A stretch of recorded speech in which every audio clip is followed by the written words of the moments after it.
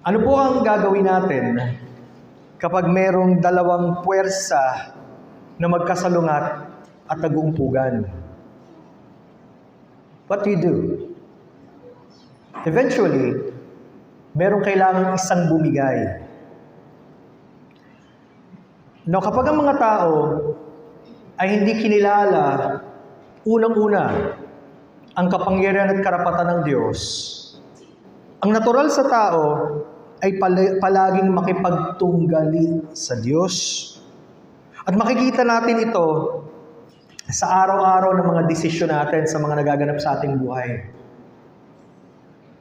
Now, nakakalungkot sapagkat maraming tao, mas pinipili nila ang sariling karunungan o yung tinatawag nating humanistic philosophies of life. Pero kailangan po nating maintindihan na dadating ang panahon, kailangan nating mamili. Sino ba ang gusto nating sundin? Ang Diyos o ang ating sarili o ang prinsipyo ng ibang mga tao? Hindi ko alam kung kilala ninyo ang isang naging sikat na mangangaral, si Dr. Charles Stanley. Sapagkat sa mahabang panahon, siya ay nangaral ng tapat ng salita ng Diyos. At kamakailan, siya po ay kinuha na ng Panginoon. Sa napakaraming taon ng paglilingkod, mahigit 50 years or so of serving the Lord, marami ang nalungkot, marami ang nagpasalamat dahil sa kanyang ministeryo, at lalo na yung mga mas may edad na, madalas daw nilang napapakinggan ang kanyang mensahe na naging pagpapala sa kanila. Hindi tuloy maiwasan na ikumpara ang kanyang anak na si Andy Stanley. Isa sa pinaka-prominenteng pastor sa Amerika at isang pastor ng isang napakalaking church, tinatawag na mega church. Pero marami ang nagkumpara sapagkat kakaibang ang kanyang estilo ng pangangaral. Oo, magaling siya magsalita. Pero hindi hangok sa salita ng Diyos. In fact, sa isang video na pinost ni Ray Comfort of Living Waters, tinuligsa niya ang mga ngaral na to sapagkat naniniwala siya sa tinatawag na theistic evolution. Pag inisip niyo ang dalawang katagang yon, theistic meaning naniniwala sa Diyos, pero naniniwala rin siya sa evolution na ang tao ay nanggaling sa mas mababang uri. Sa paglipas ng panahon, kung paano nagsimula sa isang cell, tumaas ng tumaas ang antas at galing daw tayo sa unggoy. At sabi niya, walang problema yan sa Biblia. Ang problema, maraming mga institusyon, mga universities, colleges, itinuturo iyan sa mga estudyante as if evolution is a fact. Pero alam naman natin, walang batayan, it's only a theory. At walang pinanggalingan sapagkat galing sa isang tao na si Charles Darwin, at nung bago siya mamatay, gusto niya sanang bawiin, kumalat na sa buong mundo. At yan ang pinapaniwala ng karamihan. Sad to say, kahit ang mga churches at mga mangangaral, pinaniniwalaan din yan. Pero kung nag-aaral kayo ng salita ng Diyos, makikita niyong taliwas sa salita ng Diyos. Nung nilikha ng Diyos ang langit at ang lupa, according to Genesis 1:1, at binabanggit doon in chapter 1, ang buong pagkalikha niya in 6 days. It was a literal 6 days.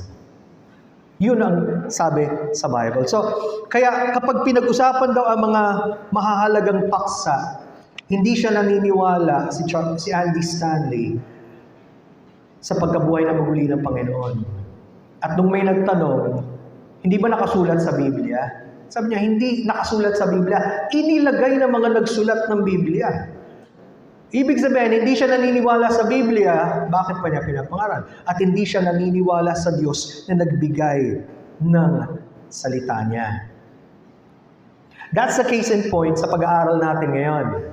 As we go through Matthew chapter 15, verses 1 to 9. Sa mga hindi nakakaalam, on Wednesday afternoon sa ating prayer meeting, every other week, I was preaching on the Gospel of Matthew at nakarating na kami sa gitnang bahagi. And this is the continuation of that.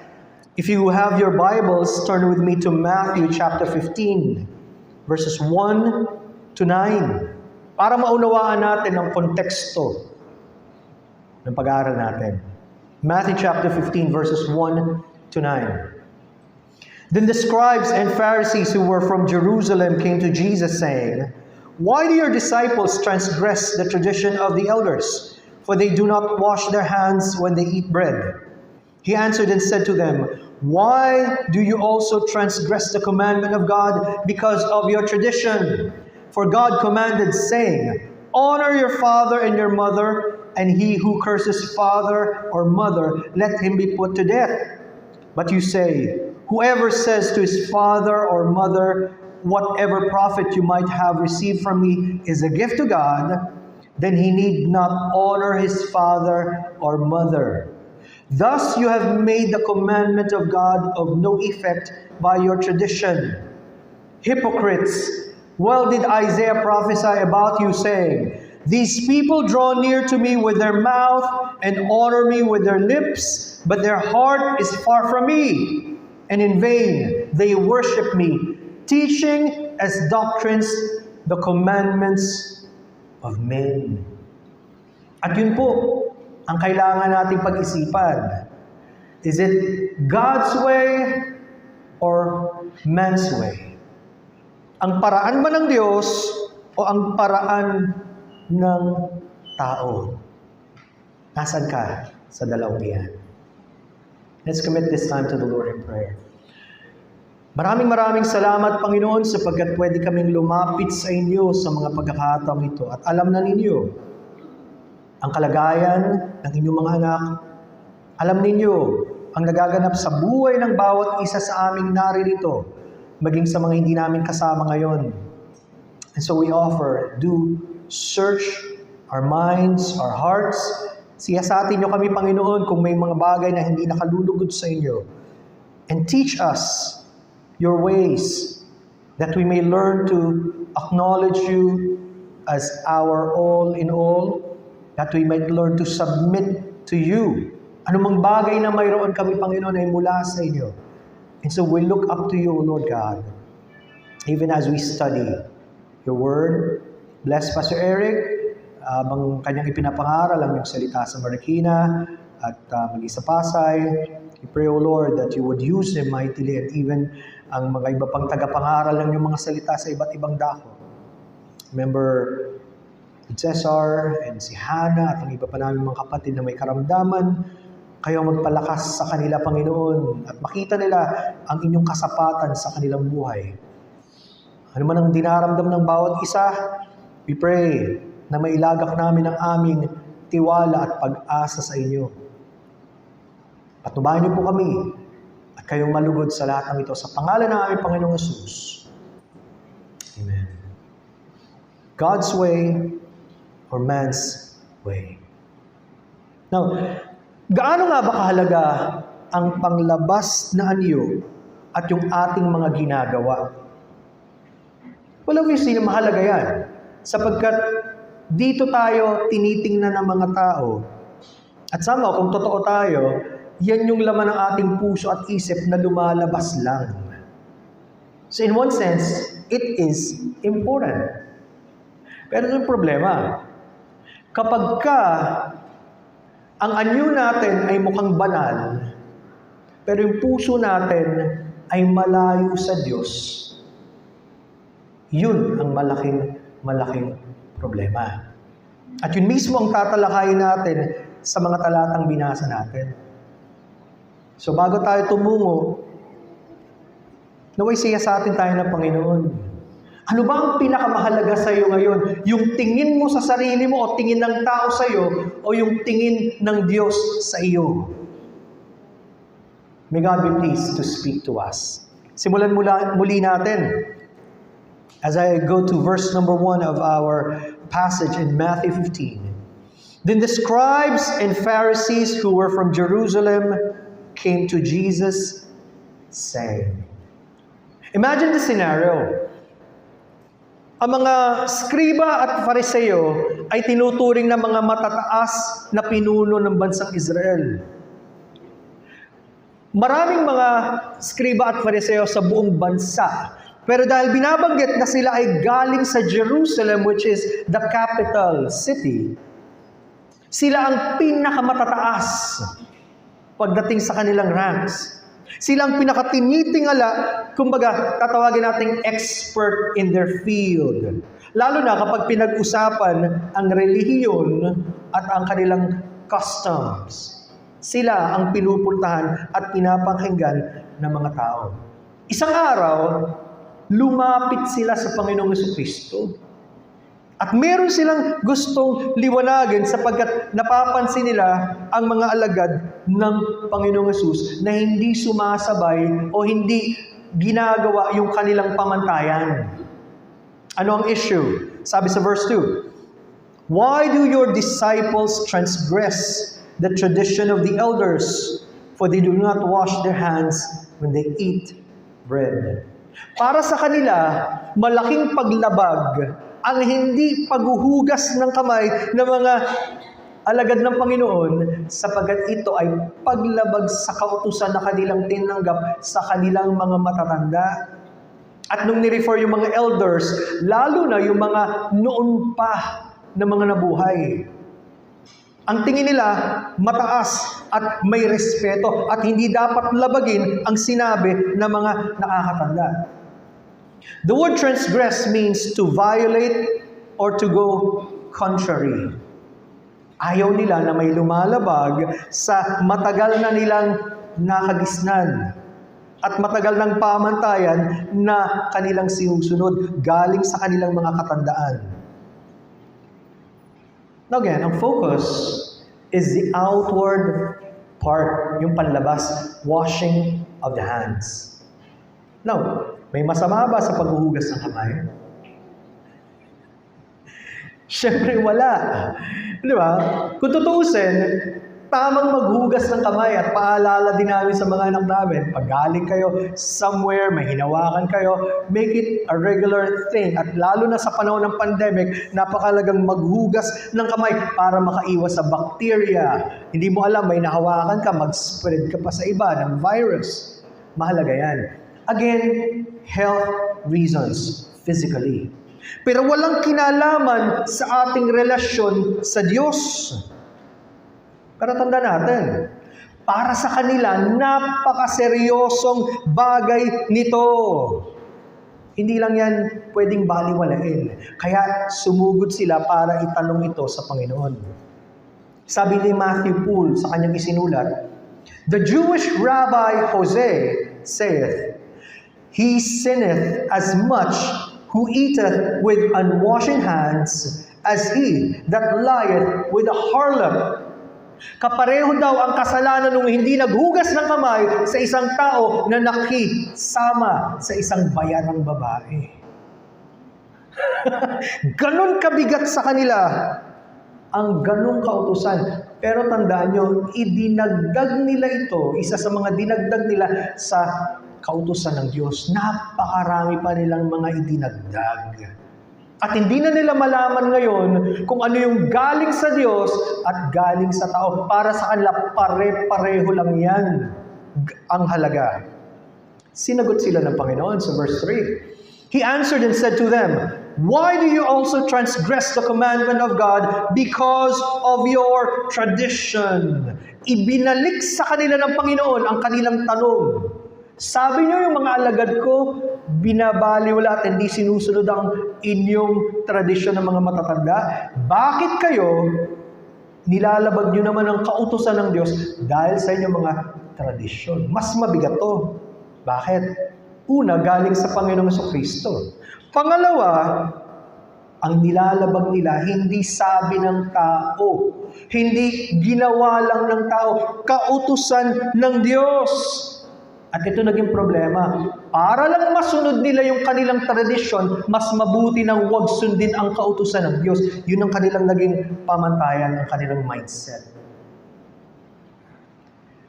Nagbigay ang Panginoong Jesucristo ng isang halimbawa na kautusan ng Diyos na kanilang binabaliwala o winawalang halaga pero hindi na nila napansin. Ano yun? Pagdating sa verse 4. For God commanded saying, honor your father and your mother. Igalang mo ang iyong ama at ang iyong ina. Pangilang kautusan to sa 10 kautusan? It's the 5th commandment. Ito po ay matatagpuan sa Exodus 20:12 at sa Deuteronomy 5:16. Maliwanag, utos ng Diyos iyan. At matatandaan nyo, even in the New Testament, inulit iyan. Sabi nga, ito daw ang pangako, ito daw ang kautusan na may pangako ng mahabang buhay. And then, isinunod ng Panginoon, he who curses father or mother, let him be put to death. Sa kanila, sa panahon yon, napakabigat ng hindi pagsunod o paggalang sa magulang, katumbas kamatayan. And that's to be found in Exodus 21:17. Pagkatapos lamang ng 10 kautusan, ibinigay na ng Diyos ito. What does it mean to honor your father or your mother? To honor is to obey, to reverence, to speak kindly to speak and think well of. Kapag sinabing igalang, ang ibig sabihin, mataas ang iyong pagtingin. Susundin mo sila. Yung pakikipag-usap mo sa kanila, maayos. At maganda ang iyong pagtanaw at pag-iisip sa kanila. Dito pa lang mga kapatid, ganyan ba ang ginagawa natin sa ating mga magulang? This is a convicting message. Lalo na, kapag ang kabataan nagkakaroon na ng sariling isip, tingnan mo kung paano niya natratuin ang kanyang magulang. Pero utos ito ng Diyos. The opposite part is to curse, kabaligtaran. Ano ibig sabihin ng to curse?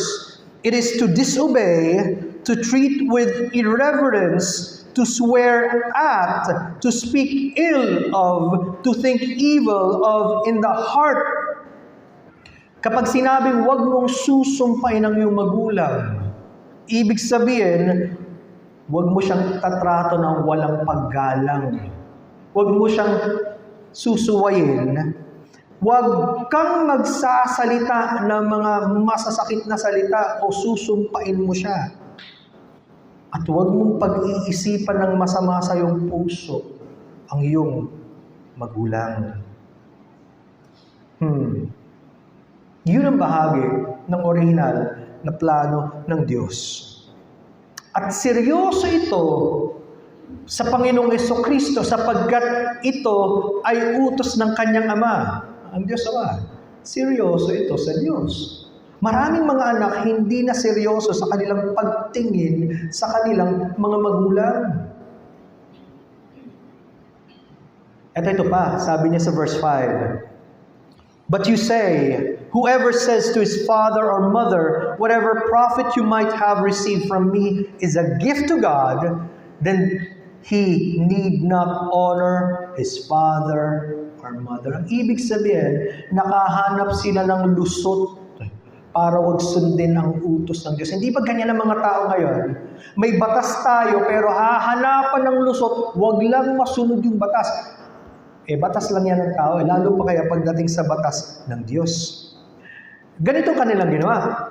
Kapag daw meron silang pag-aari o kayamanan at sinabi nila, ihahandog ko to sa Diyos, ang kanilang itinuturo, absuelto ka na at wala ka ng pananagutan sa magulang mo.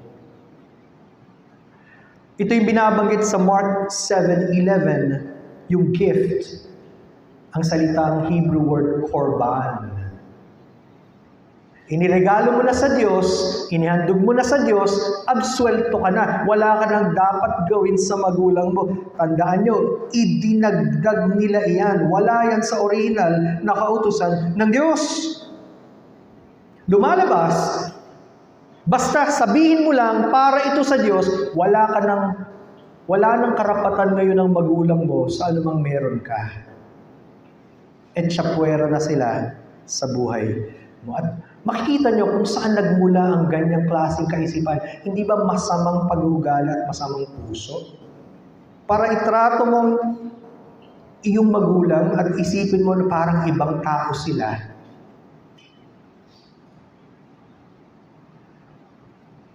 Isinulat ni Matthew Poole, our Savior here also let us know that the fifth commandment obligeth children to relieve their parents in their necessity. Bagamat hindi nakasulat, pero kasama sa utos na igalang mo ang iyong magulang, tama pala na ang mga anak, pag may pagkakataon, tulungan ang magulang para maibsan ang kanilang mga dinadala. Sabi pa niya, and in the sense of the term honor in other texts of Scripture. Yun ang idinidiin sa banal na kasulatan, kaya inuulit-ulit ang kautusan ito. Tama pala. At bakit masaya ang magulang kapag nagkusa ang anak? Kasi hindi pilit. At hindi mo na kailangang utusan. At marahil sa karamihan ng magulang, hindi mag-uutos ang magulang, lalo na para bigyan siya ng kanyang anak. Tama pala sa anak na magmalasakit sa kanyang magulang hanggang makakaya niya. At tama pala, bilang pag-alam, kahit wala silang sinasabi, alam nila yung nararamdaman at gusto nila makatulong bilang pagmamahal. Nakapaloob sa kautusan. Ayun. Sa tingin natin, napakaikli, di ba? Pero napakayaman pala ng kahulugan ng kautusan. Iyon. At pansinin niyo, sabi ng Panginoon, dahil sa kanilang ginawang pagdadagdag, sabi ng Panginoon, thus you have made the commandment of God of no effect by your tradition. Nagdagdag kayo ng kautusan ng tao, pero dahil sa ginawa niyo yan, binabaliwala niyo o winawalang saysay ninyo yung utos ng Diyos. Which brings me to the point. Ilan sa atin ang hilig mamili ng talata na gagawin mula sa Biblia? Ito, paborito ko tong talata, ito ang gagawin ko. The rest of the scriptures, wala nang pakialam ako dyan. Ganun ba tayo? O tayo yung tao na nanalangin, Lord, turuan niyo po ako, gabayan niyo ako para masunod ko ang kalooban ninyo. Kailangan ko kayo. Sana naintindihan niyo bakit ganun na lamang ang pagsagot sa kanila ng Panginoon. At sa panahon natin, ganyan din tayo. Selective ang memory natin. Kung kailan lang natin gusto, tsaka natin gagawin, madalas nakakalimot.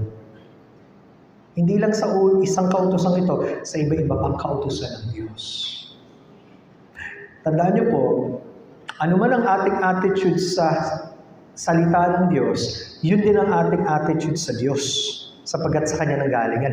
At ipapanagot natin sa Diyos iyan. Anong sagot ng Panginoong Jesucristo sa kanila in verse number 7? Paano ba nakikita ng Diyos ang ganung mga tao? Sabi niya, hypocrites, mapagpaimbabaw, pakitang tao, mga nagpapanggap.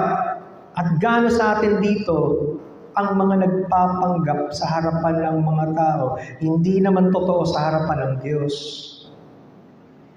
Ako natutuwa kapag tayo ginagayak natin ang ating sarili, gumigising ng maaga, mag-aayos tayo, tama yun.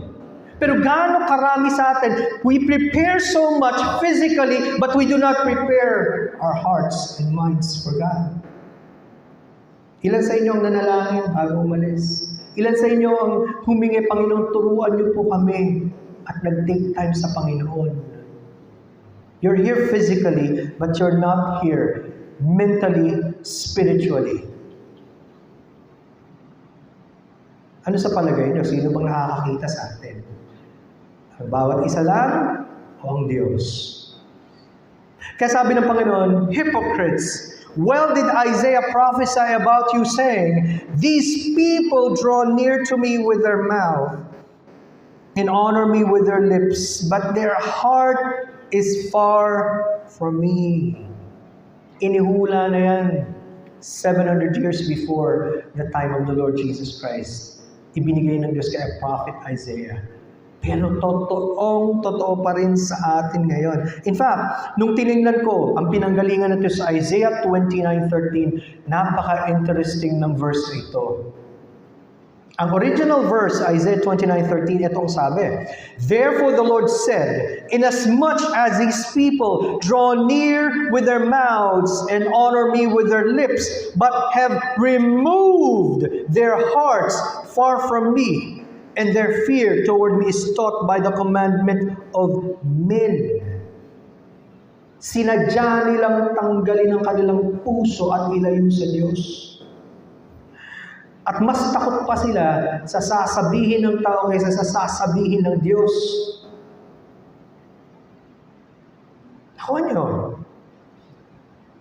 Again, it's good to have the right reputation. Sabi nga nung daddy ko, anak, pahalagaan mo yung pangalan natin. Sapagkat once na nasira yan, mahirap nang ibalik. And I agree, totoo yan. Sabi rin sa Proverbs, mas mabuti pa yung mabuting pangalan kaysa sa dami ng iyong kayamanan.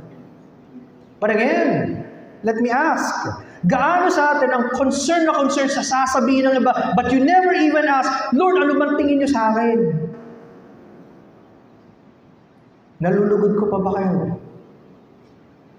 O masyado na matigas ang puso ko, masyado nang bantad ako sa mga pakikinig na wala na akong pakialam kung anong gusto niyo sa buhay ko, and I just run my life.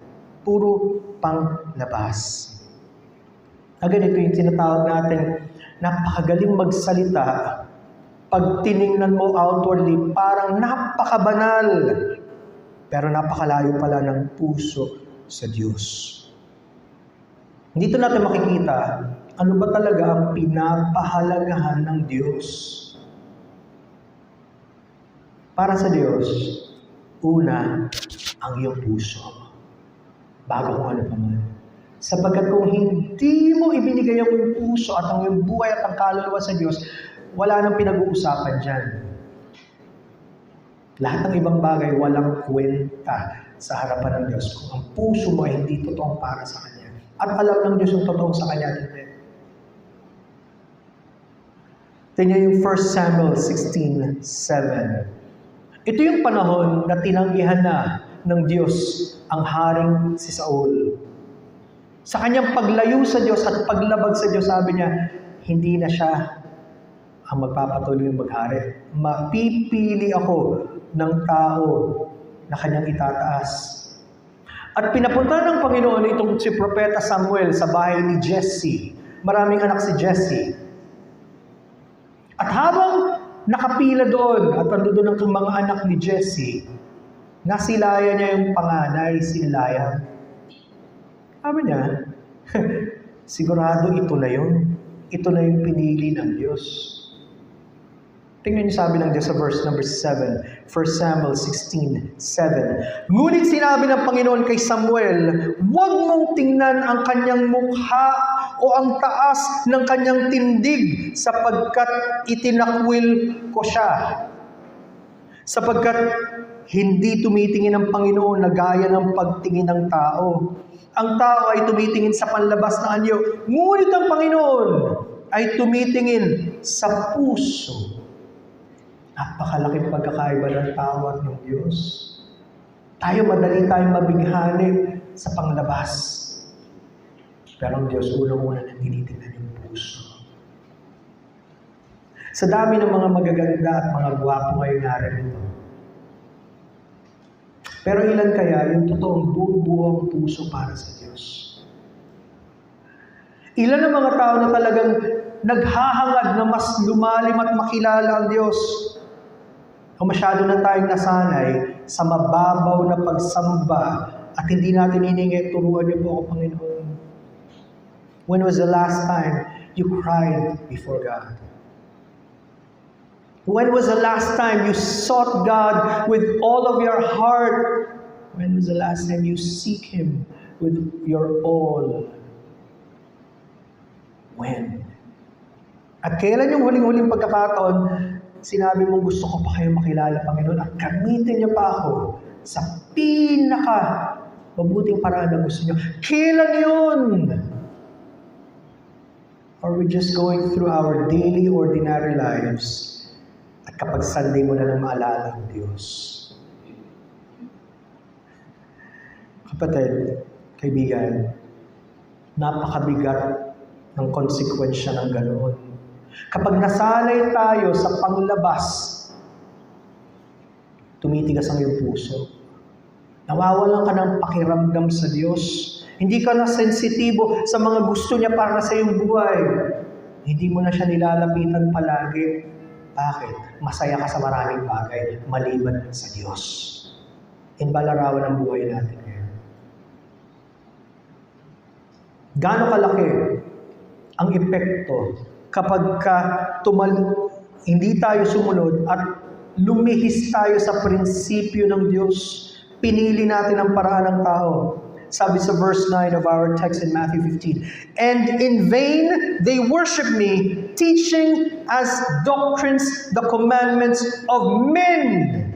Walang kabuluhan ang pagsamba nila sa akin sapagkat ang mga itinuturo nila ay mga utos lang ng tao.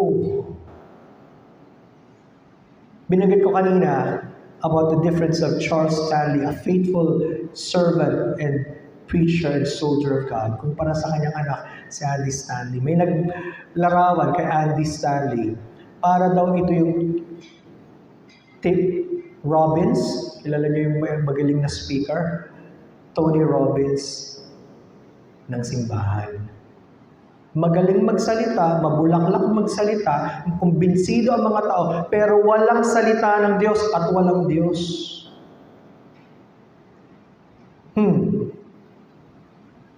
Nabaliwala ang taon-taon nilang pagsamba sa Diyos. Lahat ng kanilang mga ginagawa, bakit? Nasaya na sila sa turo at utos lang ng tao. Wala man lang naghanap sa kanila at nagsabing, malayo na to sa salita ng Diyos. Nakontento sila sa sabi ng iba at ipinantay na nila ang turo ng tao sa salita ng Diyos. Hindi ba marami pa rin tao ganyan ngayon? Pagpapipiliin mo, alam kong ito nasa Bible, kaya lang hindi ko matatalikuran ang tradisyon namin. Sinong pinipili mo? Pinipili mong lumayo sa Diyos. At marami sa atin ganyan. Imbis na ang pamantayan ng buhay natin, our rule of faith and practice is the Word of God. My rule of faith and practice, yung sarili kong prinsipyo, at kung paminsan-minsan maalala ko yung salita ng Diyos, tsaka na lang. That's how many of us live. Sinulat ni David Guzik, Jesus didn't say all traditions are bad. He didn't say all traditions are good. He compared traditions to the Word of God and put them at a much lower priority than what God has said. Totoo naman, diba? Hindi automatic na tradisyon masama. May mga tradisyon na maganda. Like ang pagmamano, pagsay ng po at opo, pagbibigay, maganda yan. Pero hindi po pwede na mas una yan kaysa sa salita ng Diyos. Dapat alam natin ang gaano kataas ang salita ng Diyos. Nalulungkot ako sapagkat nung bumisita kami sa isang simbahan, magalang sila at lalo na-discover ko ang mga tao sa Bulacan, napakagagalang. Lahat magmamano halos. Tinuruan which is good. Problema, pagdating namin sa kanilang service, nagsisimula na ang service, pag may dumating na matanda, lahat sila nagkukumahog para magmano. Sa isip-isip ko, ano namang ginagawa natin? Sa harapan ba tayo ng Diyos o sa mga tao? Mas mahalaga na ngayon yung tradisyon kaysa sa pagsamba. At yun ang delikado kapag hindi natin nalaman ang priority ng salita ng Diyos sa ating buhay. People are constantly confused. Nalilito ang mga tao sapagkat ayaw nila na matuto ng salita ng Diyos at ipamuhay. They're constantly replacing the Word of God with their man-made traditions. Traditions can be good, pero pag kinatagalan, pinagpalit mo ang salita ng Diyos diyan, mawawala ng saysay. Ano ang pinaka-issue dito? Pag pumunta tayo sa 19 and 20 of Matthew 15, Jesus clarified this. Sabi niya, "For out of the heart proceedeth evil thoughts, murders, adulteries, fornications, thefts, false witness, blasphemies. These are the things which defile a man. But to eat with unwashen hands defileth not a man." Ang totoong issue pala, yung puso. Diyan daw nagmumula ang lahat ng kasamaan. Pag nag-isip ka ng masama sa iyong kapwa, nagsisimula sa puso mo yan. Pag may ginawa kang hindi dapat, nagsisimula sa puso mo yan. Pag ayaw mo na sa Diyos, nagsisimula sa puso mo yan. Bago mo paggawin, nagsimula na sa iyong puso at isip. Tsaka mo palang i-act out later. Kaya ang issue, sabi ng Panginoon, ano ang iyong puso? Nilinis na ba ang iyong puso ng dugo ng Panginoon sa Kristo? Gaano ka man kalinis sa katawan, and we should be hygienic. Sabi nga natin, health is wealth. Pero pag pinag-usapan ng kaugnayan sa Diyos, walang kwenta sa harapan ng Diyos kung malinis ka sa labas, pero ang panloob mo ay napakarumi. Ikinumpara niya ang mga Pharisees para daw libingan, maputi sa labas, pero maraming bulok sa loob. Pag tumingin ang Diyos sa bawat isa sa atin, kumusta ka na, kaibigan? Kumusta na ako? Ano bang makikita niya sa atin? Yung isang puso na nagmamahal sa Diyos at handang magpasakop at sumunod sa Diyos? O yung lahat na ng klase ng kasalanan ng kabulakan, itinatago lang natin sa iba, masabi lang na mabait tayo. Is that your main concern? Ikakapahamak mo yan. Huwag nating ipagpalit ang ating sariling mga filosofiya at ang tradisyon para sa salita ng Diyos. Huwag iyon ang unahin natin. Unahin natin, una, ang Diyos. At ano ba ang nais sa buhay natin? Yun ang mga taong kinakatagpo ng Diyos. Iisa lang ang paraan. It's only God's way that is important. Not my way. It's His way. At mangyayari lang yun kapag tayo'y nanikluhod sa Diyos. Kapag tayo natutong manalangin, just like in our next slide, may isang taong nananalangin at handang lumapit sa Panginoon at handang magpasakop at matuto sa salita ng Diyos. That's the only way to be delivered from the errors of men. Isa ka ba doon sa mga totoo at tapat na lumalapit sa Panginoon? I pray that you are. I pray for myself. Patuloy akong katagpuin ng Panginoon because I need this as much as we all need this.